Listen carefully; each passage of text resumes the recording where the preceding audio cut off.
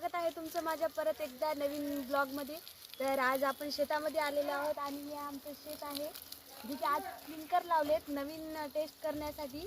तर मस्त चालत आहेत आणि इकडे या साईडला आमची मिरची आहे।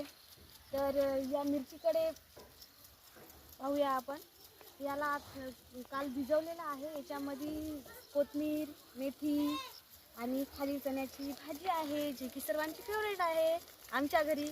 तुमच्या इकडं खातात का चण्याची भाजी ते मला कमेंटमध्ये नक्की सांगा। आणि नंतर झाली होती कारभाऱ्यांची एंट्री शेतामध्ये।